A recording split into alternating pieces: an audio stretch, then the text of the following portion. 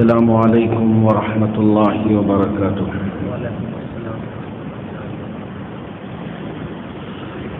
نحمده ونصلي على رسوله الكريم، أما بعد، أعوذ بالله من الشيطان الرجيم، بسم الله الرحمن الرحيم۔ وإذا بشر أحدهم بالأنثى ظل وجهه مسودا وهو كظيم يتوارى من القوم من سوء ما بشر به أيمسكه على هون أم يدسه في التراب ألا ساء ما يحكمون۔ صدق الله مولانا العظيم۔ بزرگان محترم، آج سے 1450 سال قبل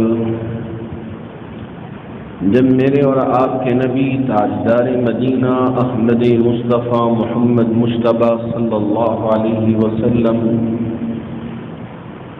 اس روئے زمین پر تشریف لائے، اس سے پہلے بیٹیوں کا پیدا ہو جانا ایک عیب کی بات سمجھی جاتی تھی۔ قرآن کے سورۃ النحل میں اللہ رب ذوالجلال نے ان کے اس پریشانی کو صاف طور پہ ذکر فرمایا ہے، وَإِذَا بُشِّرَ أَحَدُهُم بِالْأُنثَىٰ ظَلَّ وَجْهُهُ مُسْوَدًّا وَهُوَ كَظِيمٌ۔ جب ان میں سے کسی کو بیٹی کی خوشخبری سنائی جاتی ہے تو یہ اپنا منہ چھپائے پھرتے رہتے ہیں، وہ ہوا کظیم، اور ان پر غم کے بادل چھا جاتے ہیں، اس لیے کہ گھر پہ بیٹی پیدا ہو گئی۔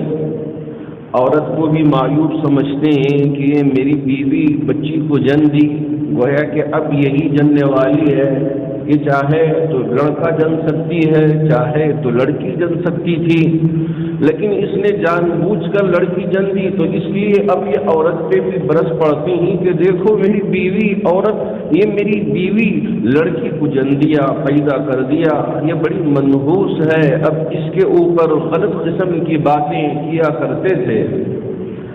اللہ رب ذوالجلال نے قرآن مجید میں اور آگے ارشاد فرمایا، یتوارا من القوم من سوء ما بشر به۔ اللہ نے جس بات کی خوشخبری دی ہے کہ بیٹی یہ تمہارے لیے برکت کی چیز ہے، یہ تمہارے لیے رحمت کی چیز ہے، لیکن یہ ہے کہ قوم اپنے لوگوں سے منہ چھپائے پھرتے رہتے ہیں کہ کہیں کچھ تانا نہ دے دے، کہیں ان کو کچھ پریشان نہ کر دے، تو اس وجہ سے لوگ چھپ چھپ کے پھرا کرتے تھے کہ اگر ان کے گھر میں بچی پیدا ہو جائے۔ یتوارا من القوم من سوء ما بشر به ایمسکه علی هون ام یدسه فی التراب۔ کیا میں اسی ذلت کے ساتھ جیوں؟ لوگ مجھے تانا دیں گے کہ دیکھو فلاں کے گھر میں بیٹی پیدا ہو گئی ہے، کتنا منحوس گھر ہے اور کتنی بربادی لے کے آیا ہوا گھر ہے۔ اب لوگ تانا دیں گے کہ کیا اس ذلت کے ساتھ میں جیوں، یا یہ ہے کہ میں اپنی بیٹی کو زندہ ہی زمین میں گاڑ دوں، زمین میں دفن کر دوں، ام یدسہ فی التراب الا ساء ما یحکمون۔ یہ ذلیل اپنے آپ کو محسوس کر لینا، یہ ہے کہ زندہ زمین میں دفن کر دینا، یہ دونوں فیصلے کتنے غلط قسم کے فیصلے ہیں۔ اللہ رب ذوالجلال نے ان کے فیصلوں کو برا فیصلہ قرار دے دیا۔ میرے آقا تاجدار مدینہ احمد مصطفیٰ محمد مجتبیٰ صلی اللہ علیہ وسلم دنیا میں تشریف لائے، بچپن میں ہی آپ کے بچے وفات پا گئے، لیکن آپ یقین مانیے کہ 4 بیٹیاں تھیں میرے آقا تاجدار مدینہ احمد مصطفیٰ محمد مجتبیٰ صلی اللہ علیہ وسلم کو، آپ ان بیٹیوں سے اتنی محبت کرتے تھے، اتنا پیار کرتے تھے کہ دنیا میں کوئی باپ اتنا پیار اپنی بیٹی سے نہیں کر سکتا۔ آپ نے ام کلثوم سے بھی پیار کیا، رقیہ سے بھی پیار کیا، زینب سے بھی پیار کیا، چھوٹی بیٹی بی بی فاطمہ الزہرا سے بھی پیار کیا۔ ہاں آپ نے پیار کر کے بتایا، اور حضرت صحابہ کو اس کی عزت اور اس کی وقت اور اس کی قدر قیمت آپ علیہ الصلوۃ والسلام نے بیان کر کے، ذکر کر کے لوگوں کے سامنے واضح طور پہ فرمایا کہ دیکھو، اگر کسی کے یہاں 3 بیٹیاں ہوں اور وہ باپ اپنی ان بچیوں اور بچوں کے درمیان میں کوئی فرق محسوس نہیں کرتا، لڑکے کو بھی اسی طرح سے پیار دیتا ہے اور لڑکیوں کو بھی اسی طرح پیار کرتا ہے، جیسے لڑکے کی پرورش کرتا ہے اسی طرح لڑکیوں کی بھی پرورش کرتا ہے اور اس کی عزت کی، عفت کی حفاظت کرتا ہے۔ 3 بیٹیاں اسے ہو گئیں اور اس نے پرورش کی اور اسے پالا پوسا بڑا کیا، ان کی ضرورتوں کو پورا کیا۔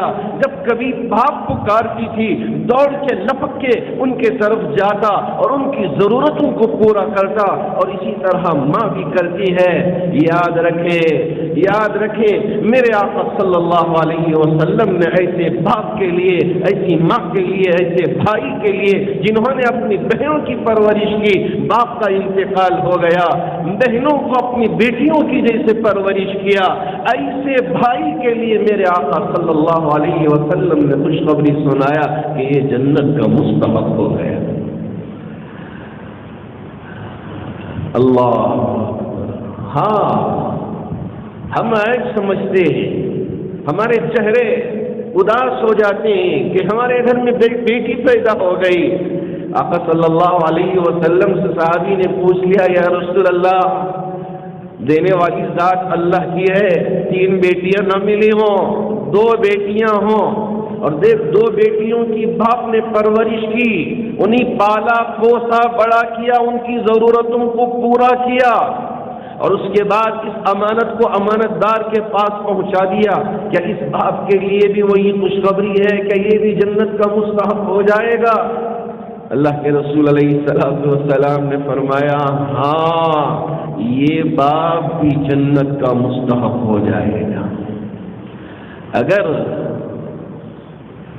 اگر وہ باپ جس کے لیے فقط ایک ہی بیٹی ہو، اب اس کے اختیار میں تو نہیں ہے، یہ تو چاہتا ہے کہ خوب بیٹیاں ہوں، لیکن نہیں ملی، اللہ نے ایک ہی بیٹی عطا کیا۔ صحابی نے پوچھ لیا، یا رسول اللہ صلی اللہ علیہ وسلم، اگر 2 نہ ہو، ایک بیٹی ہو تو کیا اس کے لیے بھی یہی خوشخبری ہے؟ آپ علیہ السلام نے فرمایا، ہاں اگر اس باپ نے اپنی بیٹی کی پرورش کی، پالا پوسا، اس کی ضرورتوں کو پورا کیا، اور پھر اس امانت کو امانت دار یعنی شوہر کے حوالے کر دیا، اب تک اس کی ذمہ داری تھی، اب شوہر کی ذمہ داری ہے، باپ نے اپنی ذمہ داری کو پورا کر دیا، اب شوہر کے پاس چلا گئی۔ اللہ کے رسول علیہ السلام نے فرمایا، اس بات کے لیے بھی اللہ نے جنت کو اس کی جنت کا حقدار بنا دیا کہ یہ باپ بھی جنت کا حقدار بن گیا۔ اما عائشہ صدیقہ رضی اللہ تعالی عنہا اپنے حجرے میں تھی، ایک مائی غریب عورت 2 بچیوں کو ساتھ لے کے آئی۔ اما عائشہ صدیقہ رضی اللہ تعالی عنہ نے کہا، عائشہ میں بہت بھوکی ہوں، میں نے کچھ کھایا نہیں کئی دنوں سے، اور میری یہ چھوٹی بچیاں ہیں یہ بھی کچھ کھایا نہیں، بھوکی ہیں، اگر آپ کچھ ان کے لیے کھانے کے لیے دے دو تو میں بھی اپنی بھوک کو مٹا دوں گی اور میری ان بچیوں کی بھوک کو بھی مٹا دوں گی، عائشہ ذرا کچھ دے دو۔ اما عائشہ صدیقہ رضی اللہ تعالی عنہ، کس کی زوجہ؟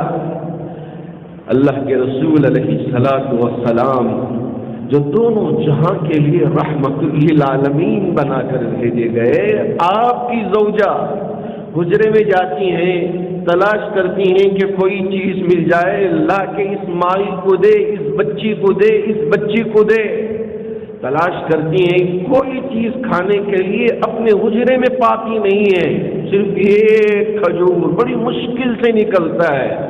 اور عائشہ صدیقہ رضی اللہ تعالی عنہ اس کھجور کو لے کے اس مائی کے پاس لا کے دیتی ہیں، کہتی ہیں مائی اس کھجور کے علاوہ میرے گھر میں کچھ اور چیز نہیں ہے، میرے گھر میں کچھ اور چیز نہیں ہے، یہ کس کا گھر ہے؟ ارے اللہ رب ذوالجلال کا ہم شکر بجا لائیں کہ رب ذوالجلال نے ہمارے لیے کتنی نعمتیں عطا فرمائی ہیں کہ ہم اللہ کا شکر بجا لاتے ہیں۔ نبی لولاک کا گھر ہے اور اس کے گھر میں یا میرے اللہ یہ کھجور کے علاوہ کچھ اور چیز کھانے کے لیے میسر نہیں ہے۔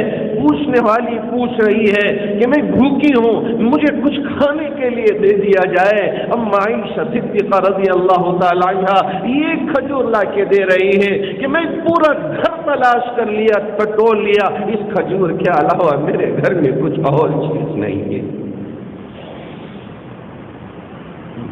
یہ نبی کا گھر۔ اگر اللہ کے رسول علیہ السلام چاہتے، حضرت عیسیٰ علیہ السلام نے دعا مانگا تھا تو اللہ نے دسترخوان بھیج دیا تھا آسمان سے۔ قسم ہے میرے رب ذوالجلال کی، اس لیے کہ بعدس خدا بزرگ دوئی قصہ مختصر کے مصداق اگر ہاتھ اٹھا کے میرے نبی دعا مانگ لیتے تو پورے گھر پھلاریوں سے بھر جاتے، گوشت سے معطر ہو جاتے۔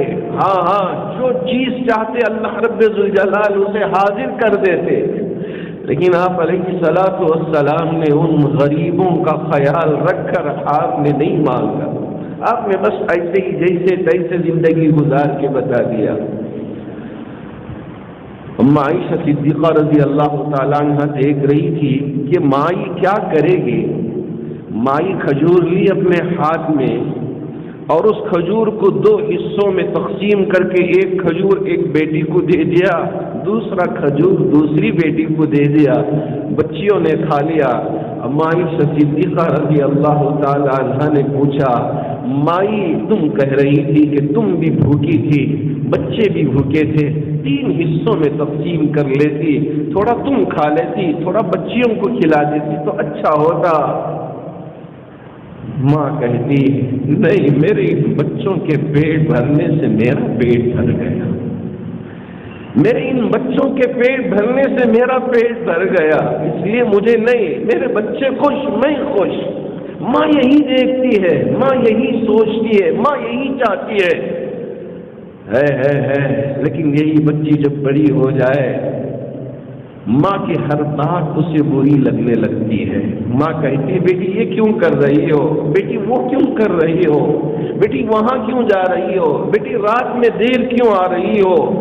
اب اسے برا لگتا ہے کہ میری ماں ہر بات میں مجھے ٹوکتی ہے، مجھے ابھی چھوٹی بچی سمجھتی ہے، مجھے اس طرح ٹائٹ کر کے رکھی ہے، کہیں باہر جانے نہیں دیتی۔ ماں پہ چلاتی ہے، ماں پہ کوستی ہے۔ لیکن یہ بچی جو چھوٹی بچیاں ہیں اس کے پیٹ اگر بھر جاتی ہے تو ماں کا پیٹ بھر جاتا ہے۔ اگر وہ پکارتی ہے درد کی وجہ سے ماں آپ دیدہ ہو جاتی ہے، اس کے آنکھوں سے آنسو نکل جاتے ہیں، وہ رونے لگ جاتی ہے۔ جی ہاں، ہم اور آپ بھی جانتے ہیں کہ حضرت مریم کی ماں نے کہا تھا جب مریم ان کی گود میں آ گئی تھی، انہوں نے ارادہ کر کے رکھا تھا میرے پیٹ میں جو بھی اولاد ہوگی میں اسے بیت المقدس کی پاکی صفائی کے لیے وقف کر دوں گی۔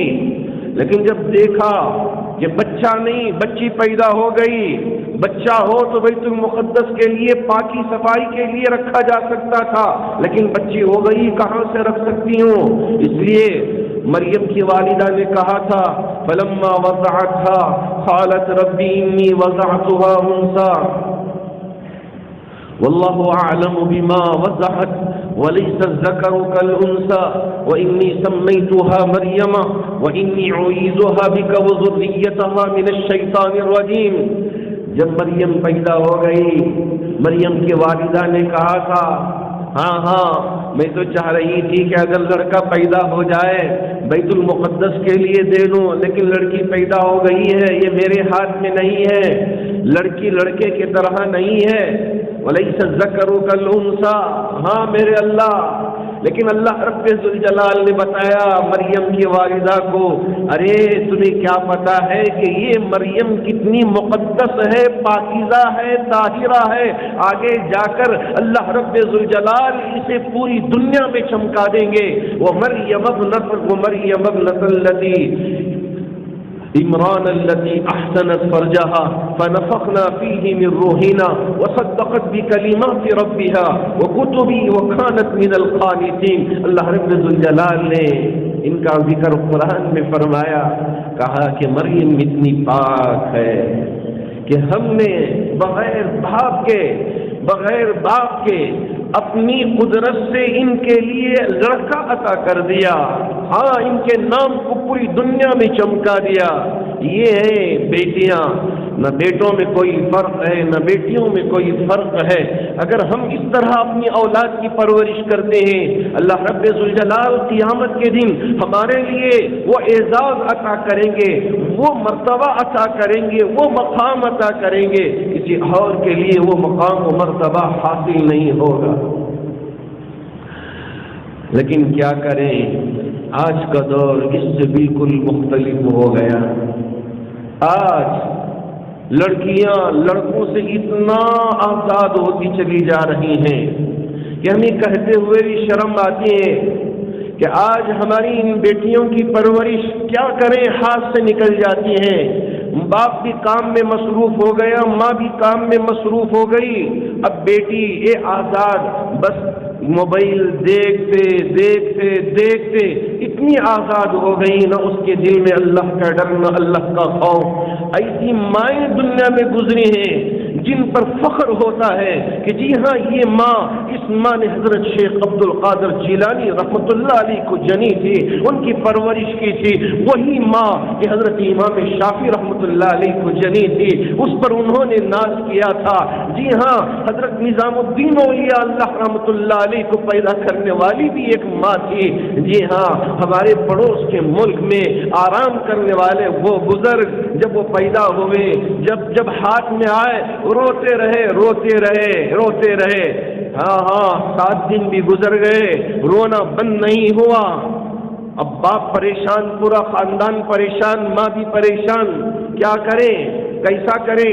شیخ آئے، شیخ کے ہاتھوں میں بچے کو تھما کے کہا جب سے یہ بچہ پیدا ہوا ہے رو رہا ہے، ہاں دنیا میں آنے کے بعد تھوڑی دیر روتا ہے بچہ یا بچی، لیکن اس کے بعد ان کا رونا بند ہو جاتا ہے، لیکن یہ بچہ بڑا عجیب و غریب ہے، جب سے آیا ہے روئے جا رہا ہے، اس کا رونا بند ہی نہیں ہو رہا ہے۔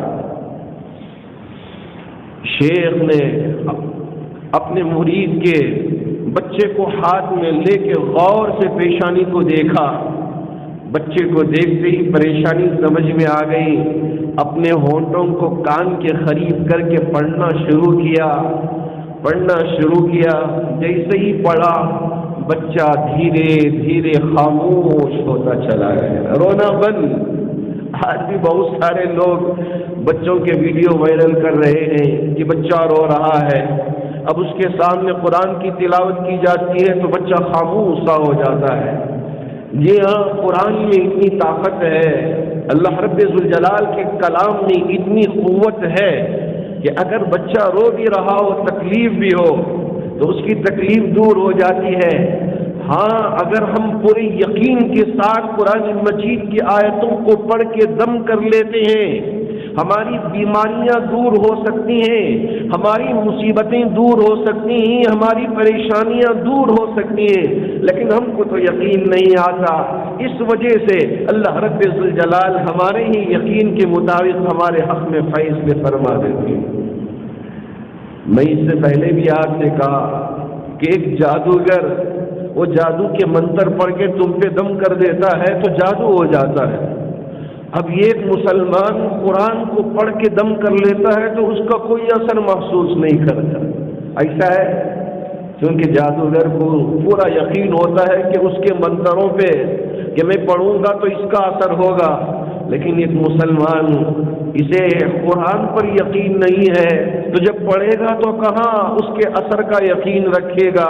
یقین مانیے، اللہ کے گھر میں بیٹھ کے کہہ رہا ہوں رب ذوالجلال کی قسم، اگر ہم پورے یقین کے ساتھ قرآن کی آیتوں کو پڑھ کے اپنے اوپر دم کر لیتے ہیں، کوئی جادوگر ایسا نہیں ہے کہ اس کا جادو تم پر چل جائے۔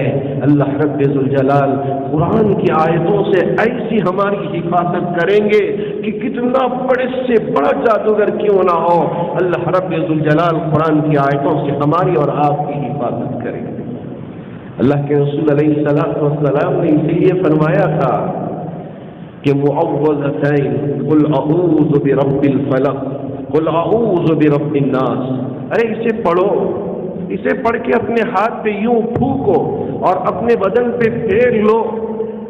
جادوگر جادو کر رہا ہے، یاد رکھیے اور یقین مانیے کہ وہ جتنا بھی جادو کر لے کہ وہ جادو یہاں قریب میں آئے گا واپس لوٹ کر چلا جائے گا، ہمارے اوپر کوئی اثر نہیں ہوگا۔ صبح فجر کی نماز کے بعد 4 قل پڑھ لیں، رات میں سونے سے پہلے 4 قل پڑھ لیں، پڑھ کے دم کر لیں۔ آیت الکرسی اللہ رب ذوالجلال نے عطا کیا ہے، کتنی بڑی پاورفل دعا ہے، اللہ لا الہ الا هو الحی القیوم۔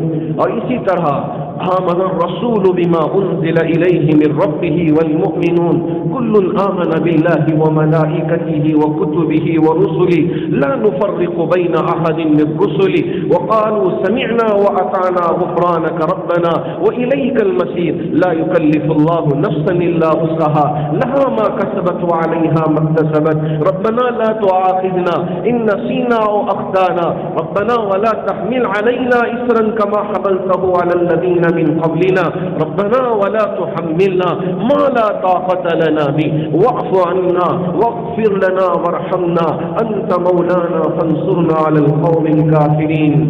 یہ 2 آیتیں بچیوں کو یاد دلائیں، گھر میں بچوں کو یاد دلائیں، گھر سے نکلنے سے پہلے یہ پڑھ لیں، پڑھ کے اپنے اوپر دم کر لیں۔ بچیاں باہر جائیں گے کوئی نقصان نہیں ہوگا، کوئی اگر نقصان پہنچانا چاہے نقصان پہنچا نہیں سکے گا، اس لیے کہ اللہ رب ذوالجلال قرآن کی ان آیتوں سے ہماری بچیوں کی حفاظت فرمائیں گے، بچوں کی حفاظت فرمائیں گے۔ ارے ہم کو پڑھنا نہیں آتا ہے باؤ شرم کی بات ہے، بڑھاپا یہ کوئی عیب کی بات نہیں، اگر پڑھنا آتا ہے تو بہت اچھی بات ہے، اگر پڑھنا نہیں آتا آج کل بہت سارے سافٹ ویئر آ گئے ہیں، آپ اس کی مدد سے سنتے سنتے قرآن پڑھنا سیکھ جائیں گے۔ آسان کر دیا ہے اللہ رب ذوالجلال نے۔ ابھی میں دیکھ رہا تھا ایک سافٹ ویئر حافظ 360، کسی نے ایک سافٹ ویئر بنایا ہے، اس کی مدد سے چھوٹی چھوٹی صورتیں آسانی کے ساتھ بڑے بھی یاد کر سکتے ہیں، بچے بھی یاد کر سکتے ہیں۔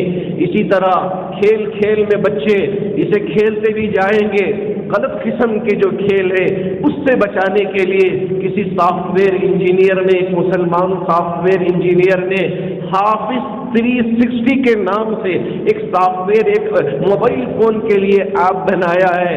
بچے کھیلتے بھی جائیں گے اور قرآن مجید کو یاد کرتے بھی جائیں گے اور سمجھتے بھی جائیں گے کہ قبل عصر کے معنی کیا ہے، انا کا معنی کیا ہے، خسر کے معنی کیا ہے اور امیلو کے معنی کیا ہے، صالحات کے معنی کیا ہے، ایک ایک معنی سمجھتا جائے گا۔ آمنو کسے کہتے ہیں ہے قرآن کا سمجھنا اللہ نے امت کے لیے آسان کر دیا ہے۔ ہمارے بہت سارے وہ نوجوان جنہوں نے نئے انداز اور نئی ٹیکنیکوں کو استعمال کرتے ہوئے جہاں ایک طرف بچوں کے مزاج کے حساب سے وہاں ان کے لیے اسی کے طرح کا پلیٹ فارم ان کے لیے عطا کیا ہے کہ بچوں کو غلط قسم کے واہیات قسم کے گیم میں مبتلا کرنے کے بجائے آپ یہ دے دیجئے، ایک طرف بچہ گیم بھی کھیل رہا ہے دوسری طرف قرآن بھی سیکھ رہا ہے۔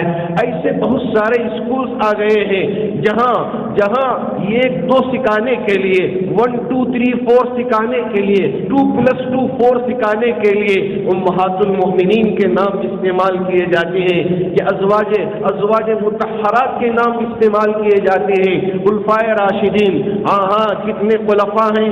4 हैं। क्या है नाम? अबू बकर है, हजरत उमर है, हजरत उस्मान है, हजरत अली। हाँ ये 4 खुलफा हैं। अब इन 4 के साथ और 4, तो इस तरह का एक निजाम बना के बच्चों में ये सारी तारीख को भी उनको घोल के पिला दिया है। बच्चे सीखते भी जाएंगे और उनके दिमाग में ये बैठते भी जाएंगे। कुरान मजीद की कितनी सूरतें हैं? 114 सूरतें हैं। फलां सूरत, ये सूरत नंबर ये है, ये सूरत में क्या कहा गया है, एक मुख्तसर सा खुलासा इन बच्चों के सामने आता है, हमारी इन बच्चियों के सामने आता है। अल्लाह का डर इनके दिल में आएगा, अल्लाह का खौफ आएगा। अगर गलत किस्म की तरफ उनका कदम उठेगा, फौरन अंदर से आवाज आएगी कि ये मेरा कदम गलत काम की तरफ उठ रहा है, मेरा रब मुझे छोड़ेगा नहीं। ये दुनिया मुख्तसर सी जिंदगी है, ये खत्म होने वाली है, आखिरत असल जिंदगी है। वहां अल्लाह के सामने मैं सुरखरू होना चाहता हूँ, कामयाब होना चाहता हूँ, कामयाब होनी चाहती हूँ। मैं अल्लाह के पास वहां बदनाम होना नहीं चाहती।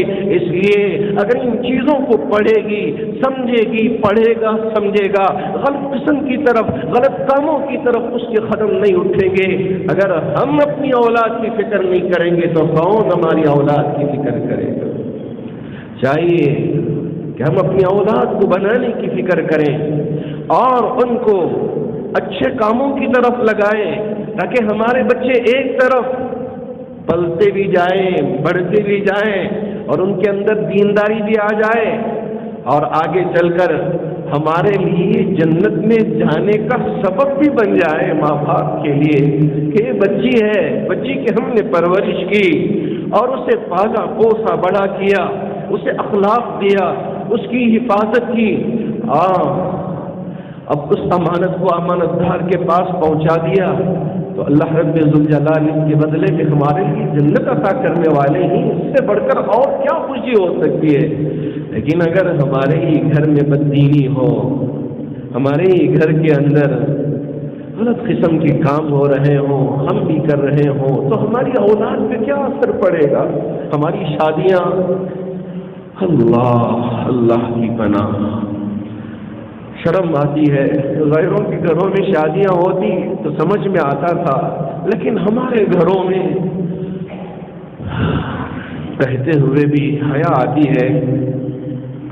शराब हमारी शादियों में तक़सीम की जाती है, डांस हमारी शादियों में करवाई जाती है। कहाँ से? बॉम्बे से बुलवा के, मुख्तलिफ मकामात से बुला के हमारे घरों की शादियों में इस तरह का नंगा नाच करवा के हमारी जवान बेटियों को कहा जाता है कि तुम भी सज धज के आई हो, जाओ स्टेज पे जरा तुम्हारा मुजाहरा करके बताओ। क्या ये मुस्लिम मुआशिरा है? अल्लाह के रसूल अलैहिस्सलातु वस्सलाम ने इसी मुआशिरे को दिया था। अपनी बेटी रुखैया से कहा था कि जाओ इस तरह की हरकत करो। कभी बीबी फातिमा ज़हरा से कहा था बेटी इस तरह की कोई हरकत करो। बेटी ज़ैनब से कहा था, बेटी उम्मे कुलसूम से कहा था। अगर नहीं कहा था तो हम कौन होते हैं कि क्या हम सय्यदुल आलमीन से बढ़कर हो गए? नबी ने जो अपनी बेटियों को अखलाक दिया वही अखलाक हमको भी देना होगा, वही किरदार हमको भी देना होगा, वही उनकी जेवर है, वही उनकी दौलत है। अगर बाप अपनी बेटी से, माँ अपनी जवान बेटी से यूं कहे जाओ देखो वो डांस कर रहे हैं, वो नाच रही हैं, तुम भी जरा नाच के दिखाओ। छोटी बच्चियों से कहा जाता है कि जाओ जरा नाच के दिखाओ। वो अगर कमर हिलाती है, वो कमर हिलाती है तो हम खुश हो जाते हैं देख के। हमारे सेक्रेटरी साहब यहाँ बैठे हुए हैं, ऐसे ही हमारी एक स्कूल में वहाँ की टीचर्स ने इस तरह का मुजाहरा कर दिया तो फौरन गुस्से में आ गए। मैं भी उसका गवाह हूँ। सेक्रेटरी साहब ने फरमाया कि ये जामे मस्जिद और मजलिस मिलिया इस्लामिया के तहत में चलने वाले इदारे हैं, ऐसे हमारे किसी भी इदारे में इस तरह को कोई डांस नहीं होगा, यह कोई नाच नहीं होगा, यह कोई इस तरह की गलत किस्म की हरकतें नहीं होगी। हमारी कॉलेजों میں اس طرح کی حرکتیں نہیں ہوں گی، فوراً انہوں نے بند کروایا۔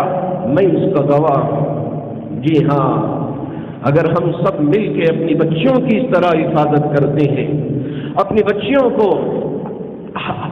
اگر ان حرکتوں میں پڑنے سے روکتے ہیں، یاد رکھیں یہ بچے ہمارے لیے جنت میں جانے کا سبب بنیں گے۔ اگر ہم نے ان کو نہ چھوا دیا، یہی بچے ہمارے لیے جنت میں لے جانے کے بجائے جہنم میں لے جانے کا سبب بن جائیں گے۔ اللہ ہماری حفاظت فرمائے۔ اللہ کرے کہ وہ باپ جن کے لیے اللہ نے بیٹیاں عطا کی ہیں بڑے خوش نصیب ہیں، اللہ ان کے گھر میں خوب رزق عطا فرمائے۔ جن کے لیے لڑکے بھی اللہ نے عطا کیا ہے، اللہ ان کی بھی حفاظت فرمائے۔ اللہ سب کے گھروں میں خوب خوشیاں عطا فرمائے۔ وہ ماں باپ جن کے لیے اب تک اولاد نہیں ہوئی ہے، وہ آنگ بچھائے ہوئے ہیں کہ کب ہمارے گھر میں خوشخبری آ جائے، کب اللہ رب ذوالجلال اولاد کی نعمت سے مالا مال فرمائے۔ اللہ رب ذوالجلال ان کے لیے بھی اولاد کی نعمت سے مالا مال فرمائے۔ محترم حاضرین گرامی، خاص طور پر آج میں نے یہ عنوان اس لیے آپ کے سامنے ذکر کیا کہ ہمارے یہاں 3 نکاح ہیں، اس لیے کہ یہ مہینے کی پہلی جمعہ ہے۔